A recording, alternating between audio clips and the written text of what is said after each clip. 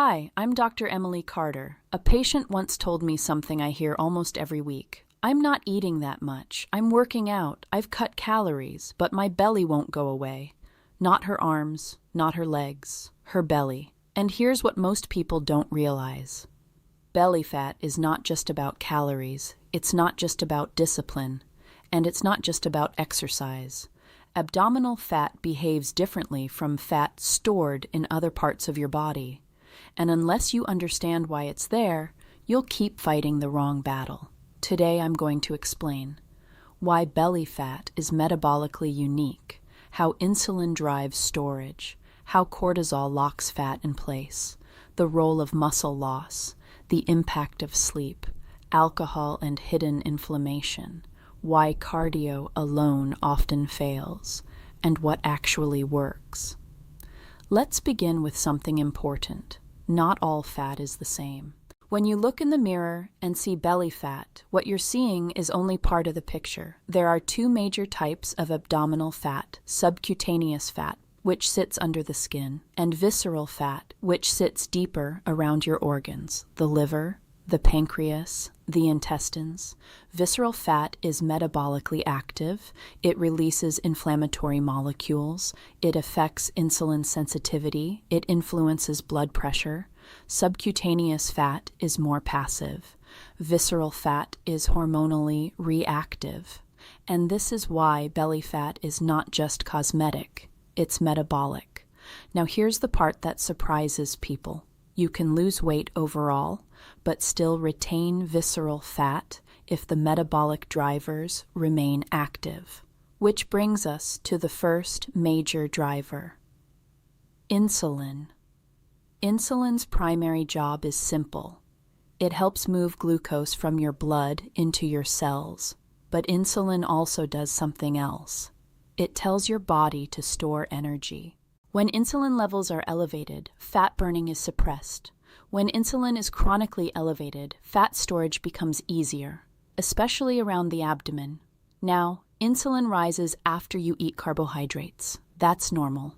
But here's the problem in modern diets: frequent refined carbohydrates, frequent sugar, frequent snacking. This creates repeated insulin spikes. Over time, cells become less sensitive to insulin. The body compensates by producing more. This is insulin resistance. And insulin resistance strongly correlates with abdominal fat accumulation. It becomes a loop. More insulin, more fat storage, more resistance, more insulin.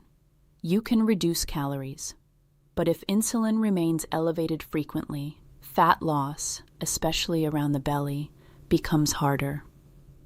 Now let's talk about something that often gets blamed instead: calories. Let's address something honestly. Yes, calories matter. Energy balance exists.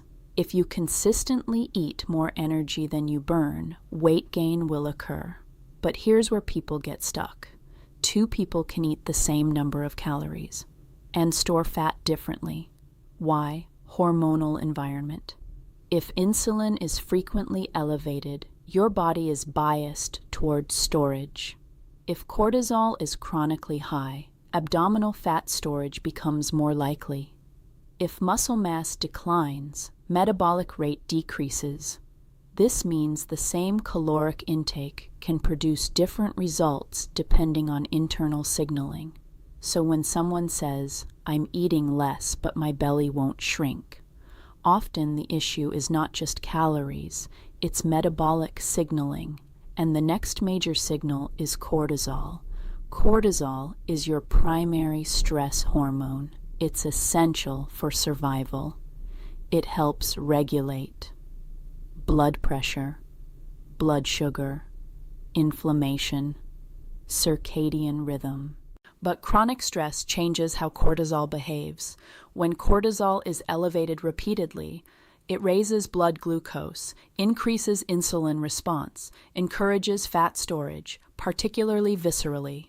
Why the abdomen? Because abdominal fat cells are highly responsive to cortisol receptors. This is why prolonged stress is associated with central fat accumulation, not necessarily dramatic weight gain, but redistribution. You may notice thinner arms, similar leg size, but increasing abdominal circumference.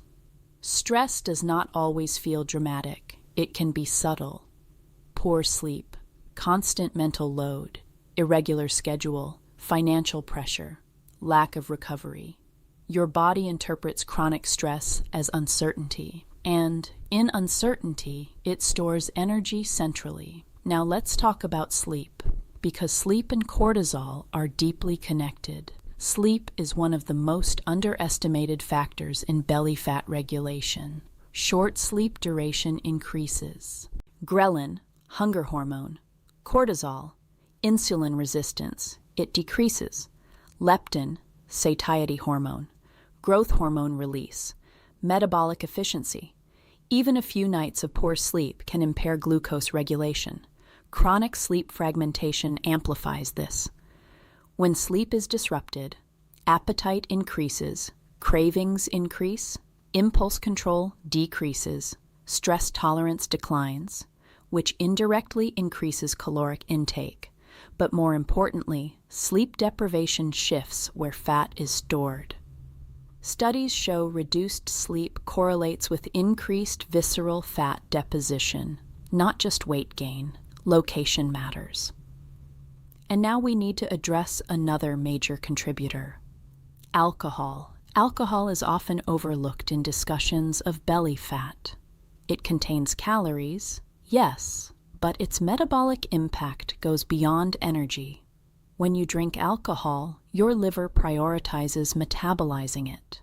During this process, fat oxidation decreases, glucose regulation shifts, fat storage becomes more likely. Additionally, alcohol disrupts sleep, which amplifies cortisol and insulin instability. And here's something important. Even moderate drinking can influence abdominal fat patterns over time, not because alcohol is inherently toxic in small amounts, but because repeated nightly intake shifts metabolic priorities. Combine alcohol, poor sleep, stress, refined carbohydrates, and abdominal fat accumulation becomes more likely. Now, we need to talk about something foundational: muscle. Muscle is not just about strength. It is your largest glucose disposal system. When you eat carbohydrates, muscle tissue absorbs a significant portion of glucose. The more lean mass you have, the better your insulin sensitivity tends to be. When muscle mass declines, glucose tolerance worsens. Insulin levels rise more easily. Fat storage becomes more likely. And here's something many people miss. You can be normal weight, but have low muscle mass and higher visceral fat. This is sometimes called normal weight obesity.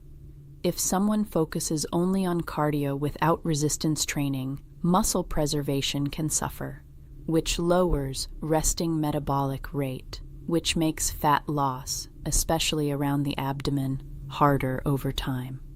Now let's talk about why cardio alone often fails. Cardio burns calories, that's true, but belly fat is hormonally sensitive. If you perform excessive cardio while under-eating protein, sleeping poorly, living under high stress, you may increase cortisol further, and elevated cortisol can counteract fat loss in the abdominal region. Additionally, long-duration cardio without resistance training does little to preserve muscle mass. Without muscle stimulus, metabolic rate gradually adapts downward. Your body becomes efficient. Efficient means burning fewer calories at rest, so you may find yourself running more, eating less, but seeing minimal change in the belly. The issue is not effort, it's strategy. Now let's introduce another layer: inflammation. Visceral fat is not just stored energy. It is hormonally active tissue. It releases inflammatory cytokines. Chronic low-grade inflammation worsens. Insulin resistance. cortisol reactivity, metabolic flexibility, common contributors, ultra-processed foods, frequent sugar intake, lack of fiber, gut imbalance, sedentary lifestyle. Inflammation creates metabolic resistance. When inflammation decreases, fat mobilization improves. Now let's bring the liver back into the picture. The liver regulates glucose release, fat metabolism, insulin sensitivity. Excess sugar, especially fructose, promotes fat production in the liver. Fatty liver strongly correlates with abdominal fat. It becomes a feedback loop. More liver fat, more insulin resistance, more belly fat, more liver fat. Breaking that loop requires improving metabolic flexibility, which means stabilizing blood sugar, reducing refined carbohydrates, improving sleep, resistance training, moderating alcohol. Now let's shift from problems to solutions. If belly fat is hormonally driven, the solution must be metabolic. Here's what consistently works. 1. Prioritize protein. Adequate protein supports muscle preservation and satiety. 2. Lift weights. Resistance training improves insulin sensitivity and preserves lean mass. 3. Stabilize blood sugar, reduce refined carbohydrates, and frequent snacking. 4. Sleep consistently, 7 to 8 hours, supports hormonal balance. 5. Manage stress, lower chronic cortisol exposure. 6. Moderate alcohol. Even small reductions can improve sleep and fat metabolism.